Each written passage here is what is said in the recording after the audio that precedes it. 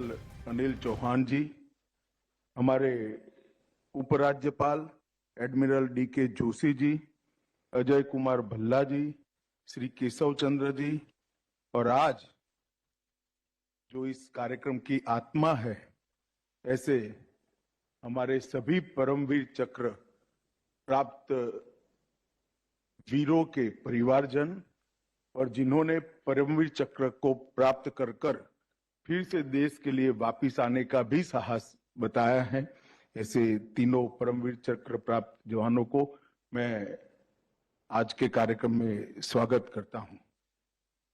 मित्रों, आज का दिन भारतीय सेना के तीनों अंगों के लिए बहुत महत्वपूर्ण दिन है, क्योंकि मैंने आज यहां आने से पहले कल थोड़ा ढूंढने का प्रयास किया था। अगर मैं गलत नहीं हूं तो पूरे विश्व में किसी भी देश ने अपने लिए लड़ने वाले जवानों के नाम पर द्वीपों का नाम रखकर उनकी वीरता को सम्मानित करने का कदम नहीं उठाया है। आज भारत के प्रधानमंत्री जी की ये पहल कि अंडमान निकोबार द्वीप समूह के 21 बड़े द्वीपों को हमारे परमवीर चक्र विजेताओं के नाम के साथ जोड़कर उनकी स्मृति को जब तक ये पृथ्वी रहेगी तब तक चिरंजीव करने का ये प्रयास मैं मानता हूं तीनों सेनाओं के लिए बहुत बड़ा उत्साहवर्धन करने वाला है। आज पराक्रम दिन है, नेताजी की 123वीं जयंती है। इस कार्यक्रम के साथ साथ जहां पर नेताजी रहे थे वो सुभाष द्वीप पर आज उनका स्मारक बनाने का भी निर्णय किया गया है। ये दोनों कार्यक्रम, ये दोनों निर्णय देश के प्रधानमंत्री के निर्णय अंडमान निकोबार को फिर से एक बार अंडमान निकोबार द्वीप समूह को स्वतंत्रता की स्मृतियों के साथ समग्र देश के साथ जोड़ने वाले निर्णय है और मैं इसका बहुत बहुत मन से स्वागत करता हूं। ये भूमि में ही कुछ ऐसा है कि कई बार कुछ भूमि में इस प्रकार का तत्व होता है कि बार बार वो भूमि सबका ध्यान आकृष्ट करती है। सन 57 की क्रांति के बाद जब अंग्रेजों ने निर्मम अत्याचार करना शुरू किया, तब यही भूमि पर हमारे क्रांतिवीरों को लाकर रखा, यही सेल्यूलर जेल बनाया। उस वक्त हजारों निश्वास के साथ इस यातनाओं को सहन करने वाले हमारे स्वतंत्रता वीरों को इसी भूमि ने मां बनकर सांत्वना देने का काम किया। और आज मेरे जैसे कई लोग ऐसा मानते हैं ये सेल्यूलर जेल नहीं है, आजादी के लड़ाई का ये बहुत बड़ा तीर्थ स्थान है। और जब देश की आजादी आगे बढ़ी और देश को नेताजी ने आजाद हिंद फौज के प्रयासों से, पराक्रम से आजाद कराने का प्रयास किया, तब भी इसी हिस्से को देश में सबसे पहले स्वतंत्रता प्राप्त करने का सम्मान मिला। सबसे पहले यही हिस्सा स्वतंत्र हुआ और किसी के हाथ से नहीं, नेताजी के हाथ से इसी द्वीप पर अपना तिरंगा पहली बार लहराया गया। तो अंडमान निकोबार द्वीप समूह अपने आप में पहले से ही सेल्यूलर जेल के कारण आजादी का तीर्थ स्थान बना हुआ था। फिर नेताजी ने सबसे पहले आजादी प्राप्त कर एक पवित्र भूमि पर सबसे पहला तिरंगा फहराया। फिर मोदी जी ने शहीद द्वीप नामकरण किया। फिर मोदी जी ने स्वराज द्वीप का नामकरण किया। फिर मोदी जी ने सुभाष द्वीप का नामकरण किया और आज 21 द्वीपों का नामकरण पराक्रम की पराकाष्ठा कर अपनी जान की चिंता किए बगैर कई लोगों ने जान की बलिदान देकर और कई लोगों ने जान की चिंता करे बगैर आजादी के संरक्षण के लिए, देश के सार्वभौमत्व के संरक्षण के लिए जो लड़ाई लड़ी, इनके नाम पर 21 द्वीप यहां पर किए जा रहे हैं। मैं मानता हूं कि समग्र भारत का इतिहास जब भी लिखा जाएगा तब इस घटना को बहुत स्वर्ण मंडित अक्षरों से लिखा जाएगा। आज 21 द्वीप नहीं बचे, 21 दीप जलाने का काम देश के प्रधानमंत्री जी ने किया है। ये पराक्रम बताने वाले वीरों को, उनके पराक्रम को नमन करने के लिए ये द्वीपों को दीप में परिवर्तित करने का काम किया है।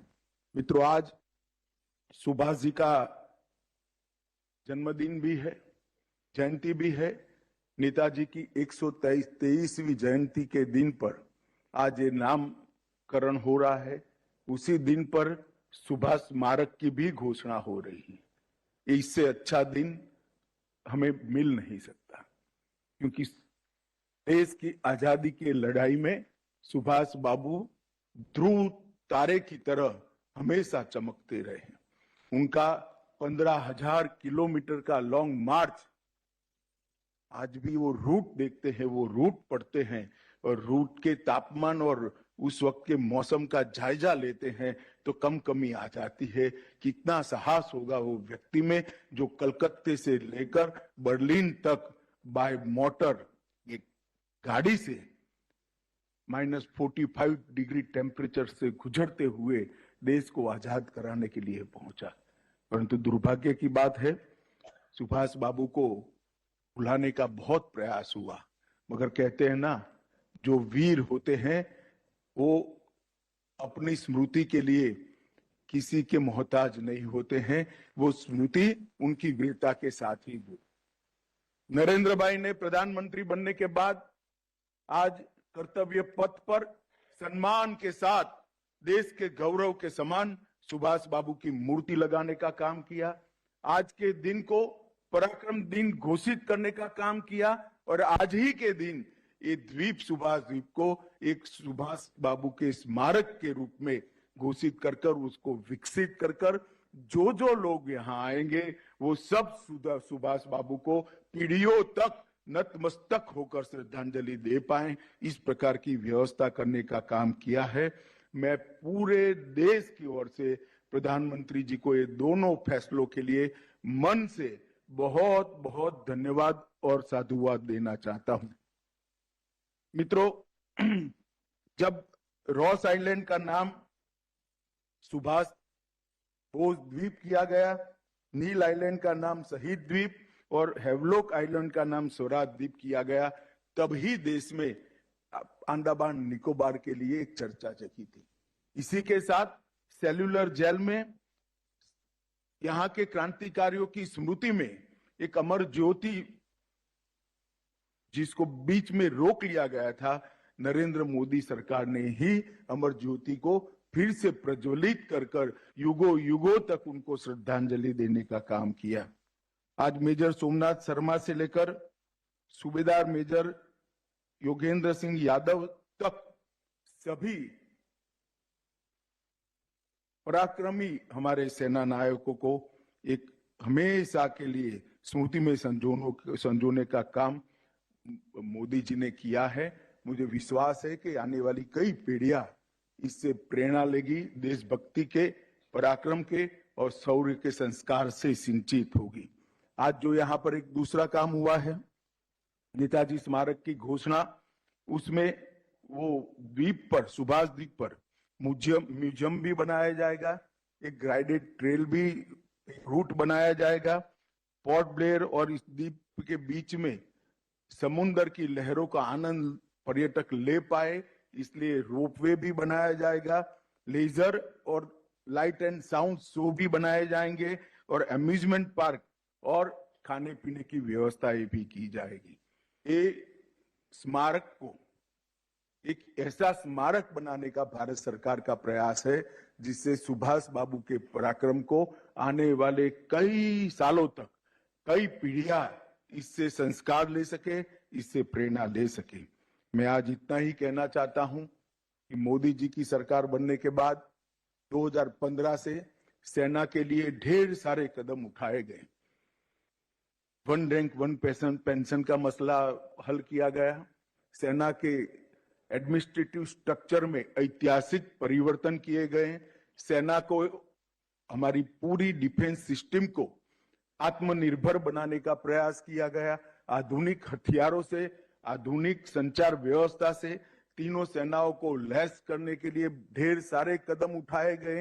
ये सारे कदम एक और है और आज 21 परमवीर चक्र को सम्मानित करने का कदम एक और है। इतना महत्व इस कार्यक्रम का है और आज प्रधानमंत्री जी स्वयं हम सब के बीच में ऑनलाइन उपस्थित है। तब मैं ज्यादा बात करना नहीं चाहता, मैं इतना ही कहता हूं कि ये दोनों घटना जो आज यहाँ पर आकार ले रही है, शुरू हो रही है, वो दोनों घटनाओं से युगों युगों तक भारत की युवा पीढ़ी को देशभक्ति, शौर्य, पराक्रम का संदेश भी मिलेगा और संस्कार भी मिलेंगे। मैं फिर से गृह मंत्रालय की ओर से, समग्र देश की ओर से प्रधानमंत्री जी का धन्यवाद कर मेरी बात को समाप्त करता हूं। वंदे मातरम।